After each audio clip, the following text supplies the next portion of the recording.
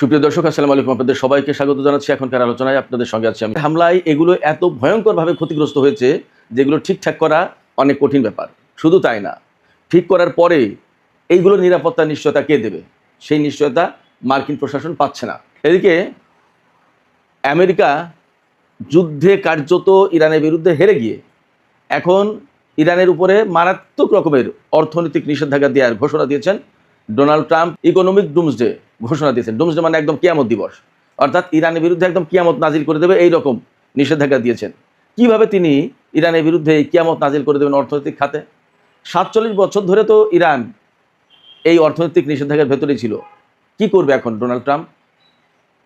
এপাশে তুরস্ক এবং ইসরায়েল নিয়ে কিন্তু বড় খবর আছে। সেটি হচ্ছে তুরস্ক এরই মধ্যে রাতের অন্ধকারে সিরিয়ায় সামরিক এবং যে এই যে 6 মাস ধরে কম বেশি যে যুদ্ধ চলেছে ইরানের সাথে, এই যুদ্ধে মার্কিন ঘাঁটিগুলো ব্যাপকভাবে ক্ষতিগ্রস্ত হয়েছে। আপনারা শুনলে অবাক হবেন যে কাতারের আলুদেদ বিমান ঘাঁটিতে কিন্তু সেন্টকমের সদর দপ্তর ছিল। এই সদর দপ্তর এক পর্যায়ে সরিয়ে জর্দানে নিয়ে গেছে। সেখান থেকে সরিয়ে এখন শোনা যাচ্ছে দিয়াগো গার্সিয়া এই দ্বীপে নিয়ে গেছে। এটা কিন্তু ব্রিটিশ দ্বীপ। এই ব্রিটিশ দ্বীপের ভেতরে আমেরিকার সামরিক ঘাঁটি আছে। সেই ঘাঁটি থেকে এখন সেন্টকমের কার্যক্রম পরিচালনা করা হচ্ছে।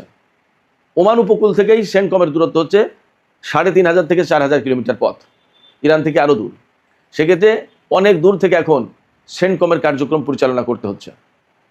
শুধু এখানেই ভরসা তাদের নেই, যার কারণে মধ্যপ্রাচ্য থেকে আমেরিকা ঘাঁটি এবং সেনা সবই সরিয়ে নিয়ে যাওয়ার চিন্তাভাবনা করছে। আমি আপনাদেরকে একটা বিষয় পরিষ্কার করি, এটা কিন্তু এখনও চিন্তাভাবনার পর্যায়ে রয়েছে। এ নিয়ে আলোচনা হচ্ছে, বিষয়টি বিবেচনা করা হচ্ছে, কিন্তু ফাইনাল ডিসিশন হয়নি। তবে যে পথে গেছে আমেরিকা, যে পরিস্থিতি তৈরি হয়েছে, তাতে তাদেরকে ফাইনাল ডিসিশন নিতে হবে। ইরানের বিরুদ্ধে আমেরিকা যুদ্ধ করতে এসে ব্যাপকভাবে অর্থনৈতিক ক্ষতির মুখে পড়েছে। আপনারা শুনলে অবাক হবেন, এতদিন 35 ট্রিলিয়ন আমেরিকার যে বৈদেশিক এবং অভ্যন্তরীণ ঋণের পরিমাণ ছিল, সেটা ছিল 35 ট্রিলিয়ন মতো বা 37। আজকে খবর দেখলাম যে 40 ট্রিলিয়নে গেছে। তার মানে প্রচণ্ডভাবে একটা ঋণগ্রস্ত জাতি। আমরা তাদেরকে দেখতে পাই বাইরে থেকে, বিরাট ব্যাপার স্যাপার, কিন্তু যারা তাদের কাছে টাকা পাবে, এই যে ঋণগুলো যারা দিয়েছে, যাদের কাছ থেকে ঋণ নিয়েছে, তারা যদি ঋণ পরিশোধের জন্য চাপ দেয়, তাদেরকে দিয়ে দিতে হয়, তাহলে আমেরিকার অর্থনীতি কিন্তু একদম জিরো হয়ে যাবে, ফতুর হয়ে যাবে। আমেরিকা ধসে পড়বে। আমেরিকা ধসে পড়লে সেই দেশগুলো তাদের পণ্য কীভাবে কোথায় বিক্রি করবে? এই ঝামেলার কারণে সরাসরি আমেরিকার কাছ থেকে পুরো টাকা তুলে নিতে পারে না। নিলে একদম বিশ্ব অর্থনীতিতে মারাত্মক ঝাঁকুনি সৃষ্টি হবে, কলাপস করবে। কিন্তু আমেরিকা ভেতরে ভেতরে কিন্তু ফাফা।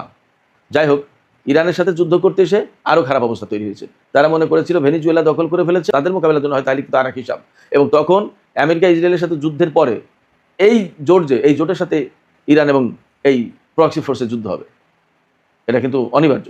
ব্যাপারটা যদি এইভাবে যায়, কেন বলছি এই কথা? বলছি এই কারণে, না, এই প্রসঙ্গটা আমি রাতের ভিডিওতে আলোচনা করি। মক্কা জোটের সাথে ইরানের কেন সংঘাত অনিবার্য হয়ে উঠতে পারে, আমি সেই প্রসঙ্গটা রাতের ভিডিওতে আলোচনা করি। এখন আর এদিকে যাব না, আমি ইসরায়েল এবং তুরস্ক প্রসঙ্গটা বলি। আর এর আগে আমেরিকা যে ইরানের উপরে ইকোনমিক ডুমসডে ঘোষণা করেছে, সেইটা নিয়ে একটু ছোট্ট করে আলোচনা করে তুরস্ক ইসরায়েল আলোচনা করে শেষ করবো এখনকার ভিডিও। ডোনাল্ড ট্রাম্প ইরানের বিরুদ্ধে ইকোনমিক ডুমসডে ঘোষণা করেছে। ইকোনমিক ডুমসডে ঘোষণার মানে কি? এর মানে হচ্ছে যে ইরান কোনোভাবেই কারোর সাথে কোনো ব্যবসায়িক লেনদেন, কোনো আর্থিক লেনদেন পৃথিবীর কোনো দেশের সাথে করতে হবে না। আমেরিকা বলেছে ইরানের সাথে কোনো দেশ যদি সামান্যতম বাণিজ্য লেনদেন এই সমস্ত করে, অর্থনৈতিক কর্মকাণ্ড পরিচালনা করে, এগুলো হলো দ্বিচারিতা, ইসলামী পরিভাষায় মুনাফিকি বলা হয় সম্ভবত। যাই হোক, এটা শুধু মুসলিম দেশগুলো করছে না, হিন্দু, মুসলিম, বৌদ্ধ, খ্রিস্টান সবাই করছে। আমেরিকার সাথে সম্পর্ক রেখে তাদেরকে চলতে হবে।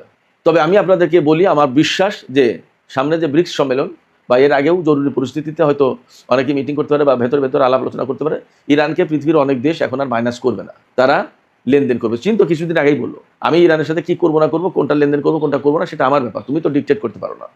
এবং চীন তো আমেরিকার কথাই চলে না। আমেরিকা কি টাকা দিয়ে চীনের অর্থনীতি পরিচালনা করে যে চীন তার কথা মতো চলবে? চীন তার প্রয়োজন মতো সিদ্ধান্ত নেবে যে আমি কার সাথে লেনদেন করবো, কার সাথে করবো না, কার সাথে কতটুকু লেনদেন করবো, কতটুকু করবো না। বিশ্বের প্রত্যেকটি রাষ্ট্রকে আমেরিকা এইভাবে জোর করে বাধ্য করতে পারে না, এটা কোনো আইন হতে পারে না। এবং সবচেয়ে বড় কথা কি, এই যে অর্থনৈতিক নিষেধাজ্ঞা এইভাবে এই হামলার জবাব দেওয়ার বৈধ অধিকার রাখে তুরস্ক। তুরস্ক মনে করছে তার লোকজন, তার লজিস্টিক্স সাপোর্ট সিরিয়ার বিমানবন্দরে ছিল এবং সেখানে সেই বিমানবন্দর রিবিল্ডিং, পুনর্গঠনের কাজ করছে তুরস্ক। সেখানে যে সমস্ত যন্ত্রপাতি, কলকবজা, লোকজন যা ছিল সমস্ত সবকিছু তুরস্কের। সেখানে হামলা মানে তুরস্কের উপরেই হামলা। তো নিজের আত্মরক্ষার অধিকার তুরস্কের যেহেতু আছে, তুরস্ক সেই জায়গা থেকে বলছে যে আমি এই হামলার জবাব, এই হামলার প্রতিক্রিয়া দেখানোর অধিকার রাখি এবং আমরা দেখাবো। এবং আমি একটা ভিডিও ফুটেজেই দেখলাম, এটা বাইরের কোনো প্রচারণা নাকি আমি জানি না, বাট দেখলাম যে রাতের অন্ধকারে তুরস্ক সিরিয়ায় সামরিক সরঞ্জাম, প্রতিরক্ষা সরঞ্জাম এগুলো পাঠাচ্ছে এবং বলা হচ্ছে তুর্কি গোয়েন্দা সংস্থার তত্ত্বাবধানেই এই কাজগুলো করা হচ্ছে। এবং এখান থেকে ধারণা করা হচ্ছে বা বলা হচ্ছে যে তুরস্ক ইসরায়েলের বিরুদ্ধে একটা প্রতিশোধমূলক হামলা চালাতে পারে, বা ইসরায়েল যদি তুরস্কের বিরুদ্ধে আবার নতুন করে হামলা চালায় তা প্রতিরোধ করার জন্য এই সামরিক, ধারণা করা হচ্ছে এর ভেতরে যদি ইসরায়েলের সাথে তুরস্কের বড় ধরনের কোনো সংঘাত না শুরু হয়, তাহলে ওই বৈঠকে ইসরায়েল তুরস্কের যে বর্তমানের যে উত্তেজনা, এই সমস্ত বিষয় নিয়েও আলোচনা হবে।